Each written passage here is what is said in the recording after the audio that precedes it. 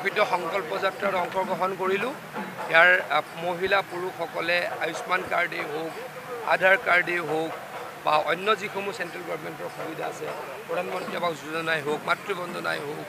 ই শ্ৰমেই হওক, এই সকলোতে মানুহখিনিয়ে সুবিধা পাইছেনে নাই সেই গোটেই বস্তুটো চাবৰ কাৰণে দেশৰ যশস্বী প্ৰধানমন্ত্ৰী নৰেন্দ্ৰ মোদী ডাঙৰীয়াই দেশৰ প্ৰত্যেকটো পঞ্চায়তত এই কামটো কৰিছে। মই আজিলৈকে 5 নম্বৰ এনেকুৱা এখন সভাত অংশগ্ৰহণ কৰিছোঁ আৰু এই অংশগ্ৰহণে মোৰ উপলব্ধি এইটো হৈছে যে ইয়াৰ পৰা যথেষ্ট মানুহ উপকৃত হ'ব, মানুহে সুবিধা লাভ কৰিব আৰু মানুহৰ সহায় হ'ব। ইতিমধ্যে বিকশিত সংকল্প যাত্ৰাত আজি অসমৰ মাননীয় মুখ্যমন্ত্ৰী মহোদয় ইয়াত অহাৰ কথা আছিল। বিশেষ কাৰণত গৃহমন্ত্ৰী ডাঙৰীয়া তেখেতক দিল্লীলৈ মাতি পঠিওৱাৰ কাৰণে 9:30 বজাত তেখেত যাব লগা হ'ল আৰু লগে লগে তেখেতে দুজনকৈ জনপ্ৰিয় মন্ত্ৰীক আমাৰ পীযুষ হাজৰিকা ডাঙৰীয়া আৰু জয়ন্ত মল্ল বৰুৱা ডাঙৰীয়াক এই কাৰ্যসূচীলৈ প্ৰেৰণ কৰিলে আৰু ইতিমধ্যে এই বিকশিত সংকল্প যাত্ৰাৰে আমাৰ সমগ্ৰ ভাৰতবৰ্ষৰ লগতে আমাৰ লাহোৱাল বিধানসভা সমষ্টিত বহুত এনেকুৱা দৰিদ্ৰ সীমাৰেখাৰ তলত থকা লোকে বৰ্তমানলৈকে PMY ঘৰ পোৱা নাই, কোনোবাই ৰেচন কাৰ্ড পোৱা নাই, কোনোবাই আয়ুষ্মান ভাৰতৰ কাৰ্ড পোৱা নাই, কোনোবাই অৰুণোদয় আঁচনি পোৱা নাই, এনেকুৱা ধৰণৰ বহুত জৰ্জৰিত সমস্যাই জৰ্জৰিত আৰু সেই জৰ্জৰিত সমস্যাবিলাক আজি ইয়াত বিভাগীয় যিসকল লাইন ডিপাৰ্টমেণ্টবিলাক আছে, ইতিমধ্যে সেই লাইন ডিপাৰ্টমেণ্টৰ আজি তেওঁলোকক আমি ইয়াতে কাউণ্টাৰ বনাই দিয়া হৈছে আৰু তাতে তেওঁলোকে আবেদন কৰিছে যিসকলে ঘৰ পোৱা নাই বা অন্যান্য সমস্যাবিলাক আছে, এই 5টা 10টা যি সমস্যা আছে এই সমস্যাখিনি আজি ইয়াতে দাখিল কৰিবৰ কাৰণে ইকুৱাটলি গাঁও পঞ্চায়তত বিকশিত সংকল্প যাত্ৰা আজি আমি ইয়াতে অনুষ্ঠিত কৰিলোঁ আৰু জানুৱাৰী মাহতে মাননীয় মুখ্যমন্ত্ৰী মহোদয়ে কৈছে এইখন ফিল্ডলৈকে বেলেগ এটা কাৰ্যসূচী হ'লেও তেখেতে আহি আমাৰ এই ৰাইজক সম্বোধন কৰিব আৰু ইমান ততাতৰিয়াকৈ আজি 12 ঘণ্টাৰ ভিতৰতে আমি এই কাৰ্যসূচীটো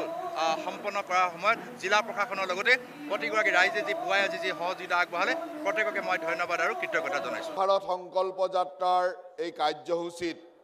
উপস্থিত হৈ অত্যন্ত আনন্দ অনুভৱ কৰিছোঁ। মই বিশেষভাৱে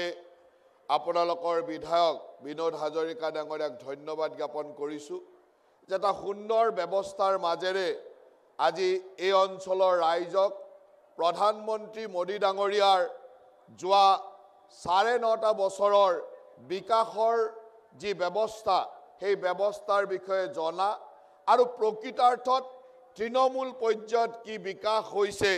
সেই কথাও আমাৰ সকলোকে জনাৰ আৰু তাৰ লগে লগে প্ৰয়োজনীয় হিতাধিকাৰীসকলক প্ৰয়োজন অনুসৰি তেওঁলোকৰ নামসমূহ পঞ্জীয়ন কৰাৰ যি সুবিধা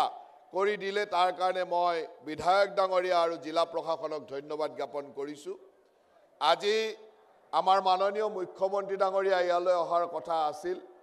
কিন্তু বিশেষ জৰুৰী কামৰ কাৰণে কেন্দ্ৰীয় গৃহমন্ত্ৰী ডাঙৰীয়াৰ নিমন্ত্ৰণ ক্ৰমে তেওঁ ইয়ালৈ অহাৰ পিছতো ৰাতিপুৱাই ইয়ালৈ অহাৰ আগে আগে তেখেতে দিল্লীলৈ যাব লগা হ'ল আৰু আমি দুগৰাকী মন্ত্ৰী আপোনালোকৰ মাজলৈ আহি মুখ্যমন্ত্ৰী ডাঙৰীয়াৰ বাৰ্তা আপোনালোকলৈকে দিয়াৰ চেষ্টা কৰিছোঁ আৰু মুখ্যমন্ত্ৰী ডাঙৰীয়াই আগ্ৰহ প্ৰকাশ কৰিছে যে আপোনালোকৰ মনত অলপ দুখ থাকিব, কিন্তু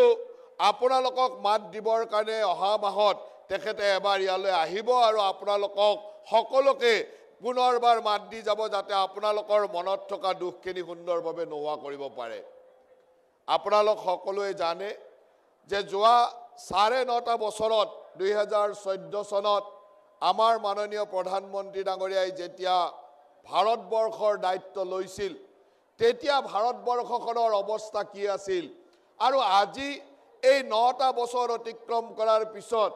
তেখেতে কৰা কামসমূহত প্ৰকৃতাৰ্থত তৃণমূল পৰ্যায়ত কি হৈছে এই গোটেইখিনি কথা সুন্দৰভাৱে জনাৰ কাৰণে বিকাশৰ এই সংকল্প যাত্ৰা বিকশিত ভাৰতৰ সংকল্প যাত্ৰা নামেৰে প্ৰতিখন পঞ্চায়ততে একোখনকৈ গাড়ী আপোনালোকৰ মাজলৈ আহিছে আৰু সেই গাড়ীৰ জৰিয়তে আপোনালোকৰ উপস্থিতি, আপোনালোকৰ অভাৱ অভিযোগ আৰু আপোনালোকৰ মুখৰে আপোনালোকে পোৱা সা সুবিধাৰ বিষয়ে জনাৰ চেষ্টা কৰিছে। আজি অলপ আগতে দেখিলে যে আপোনালোকৰ মাজৰে কেইবাজন ব্যক্তিয়ে তেখেতসকলে